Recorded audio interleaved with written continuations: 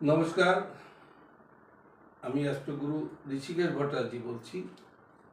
আজকে যে বিষয়ে আলোচনা হবে খুব গুরুত্বপূর্ণ আলোচনা।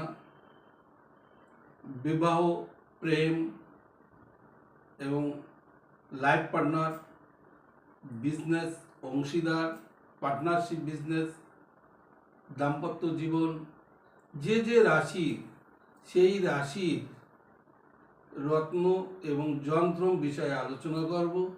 যে যদি সেই রাশির এই রত্ন আর যন্ত্র ধারণ করে তাহলে বিবাহ বা দাম্পত্য সুখের হবে, প্রেমটা সাকসেস হবে, বিজনেসটা ভালো হবে এবং পার্টনারশিপ বিজনেসে সাফল্য আসবে।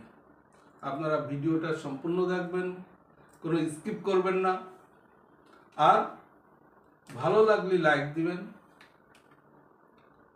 এবং সাবস্ক্রাইব করবেন এবং শেয়ার করবেন।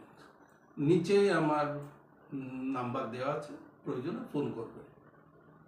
তো আজকে সেই আলোচনার মধ্যে দিয়ে যারা মেষ রাশির জাতক এবং জাতিকারা যারা প্রেমে ব্যর্থ, বিবাহ হচ্ছে না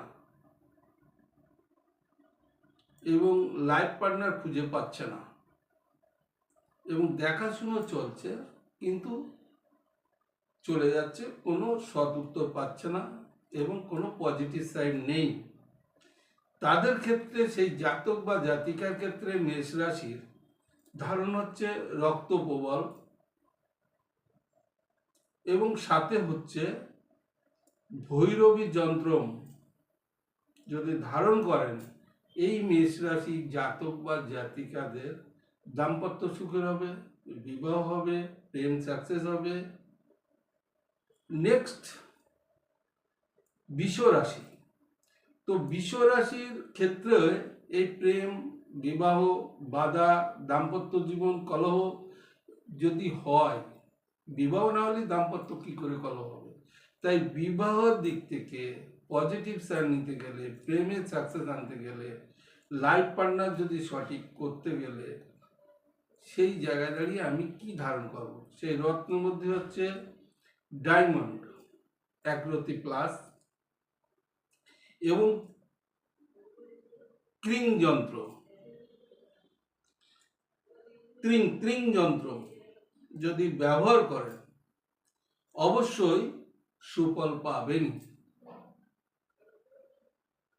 নেক্সট হচ্ছে মিথুন রাশি।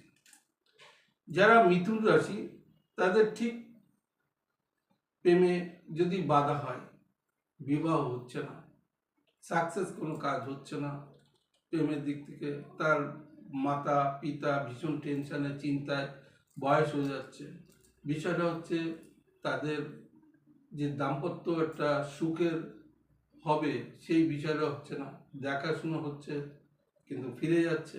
তাহলে সেখানে দাঁড়িয়ে আজকে মিথুন রাশি কোন রত্ন ধারণ করবে এবং কোন যন্ত্র ধারণ করবে, তাহলে সেই জায়গায় দাঁড়িয়ে পান্না অবশ্যই ধারণ করবে এবং ওয়িং যন্ত্র ব্যবহার করবে, অবশ্যই সাকসেস আসবে, সুফল দেবেই। আগামী দিনে আরো 3টে করে গ্রহের কোন